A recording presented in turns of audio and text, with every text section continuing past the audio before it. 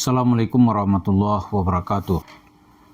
Para pemirsa, di dalam Al-Quran ada ungkapan-ungkapan untuk menghinakan atau sebagai ungkapan kemarahan Allah, baik itu terhadap penguasa, orang serakah, dan suku atau kelompok yang kerjaannya itu berbuat dosa dengan menginjak-injak hak orang lain dan merubah aturan yang tidak diperintahkan oleh Allah. Suku itu mungkin bernama Yahudi, mungkin nanti penguasa dan lain sebagainya. Misalnya di dalam surat Al-Baqarah ayat 65, Allah menghinakan kaum Yahudi ketika itu dengan panggilan kera yang hina atau monyet. Bunyi ayatnya itu adalah walaqad alimtumul ladzina atadaw minkum fis sabt faqulna lahum kunu qiradatan khasiin. Ya. Jadi ketika kamu sudah mengetahui orang-orang alladzina atadaw minkum yang melanggar batas dari kalanganmu pada hari Sabtu, begitu Allah berfirman kepada Nabi Musa, faqulna lahum, kami katakan kepada mereka itu, jadilah kamu kera yang hina. Bahkan di dalam ayat lain, Allah juga menyebut orang-orang bodoh yang berkali-kali kena tipu itu dengan panggilan himar atau keledai gitu. Misalnya dalam surat As-Saff itu disebut masalul ladzina humilut taurata tsumma lam yahmiluha kamatsalil himar, ya, kamatsalil himar yahmilu asfara. Dia tuh perumpamaan orang-orang yang memikul atau membawa Alkitab, kemudian dia tidak mau mengerti apa isinya, maka disebut perumpamaan dia adalah seperti keledai yang membawa Alkitab. Lalu ada juga disebut kelompok itu dengan panggilan Fir'aun, penguasa Mesir selama beberapa dekade disebut dengan Fir'aun. Tapi ada juga yang namanya Qarun, orang jahat, pengumpul harta, rakus, bekerja sama dengan penguasa. Tapi perkembangan zaman, ungkapan-ungkapan itu tidak selamanya menjadi ungkapan penghinaan. Misalnya panggilan Fir'aun. Sekarang di Mesir itu kalau dipanggil orang ya abna Fir'aun, abna Fir'aunah. Itu ketika main sepak bola seperti Mo Salah gitu, Muhammad Salah dipanggil anak Fir'aun, dia nggak marah, makin semangat, makin cepat larinya gitu. Begitu juga nanti orang-orang dipanggil dengan Qarun. Di dunia Arab modern itu Adnan Khashoggi, orang kaya tapi tidak memberi manfaat kepada masyarakat miskin di sekitarnya.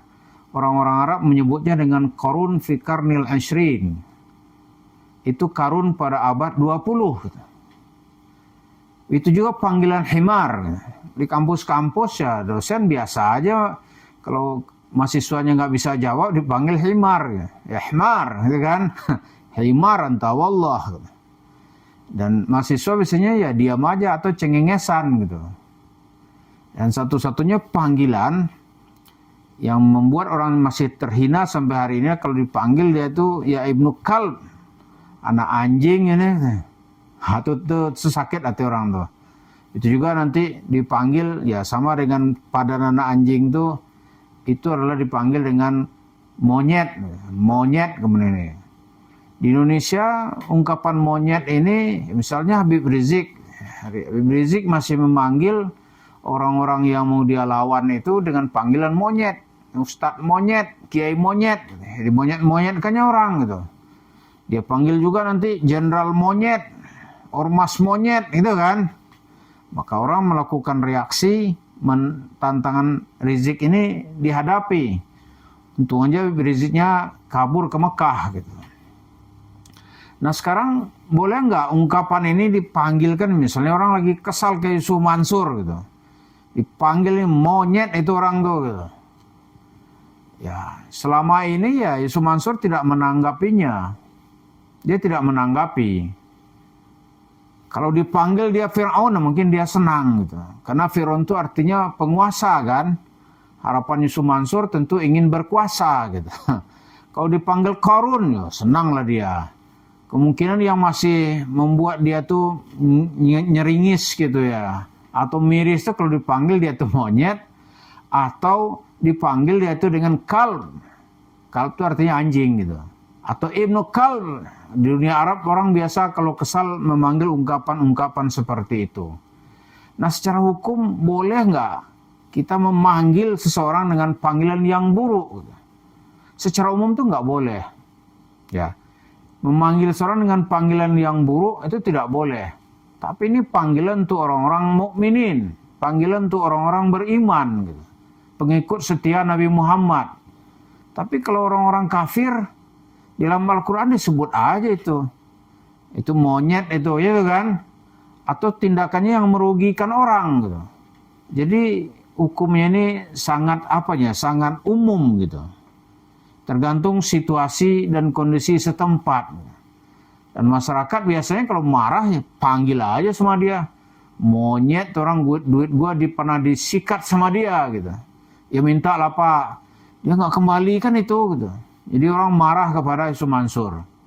Lalu Yusuf Mansur bereaksi nggak? Mungkin reaksinya doa kali ya. Aneh doain ente, bilang gitu kali. Tapi kalau kita takut dengan doanya ya jangan dipanggil gitu.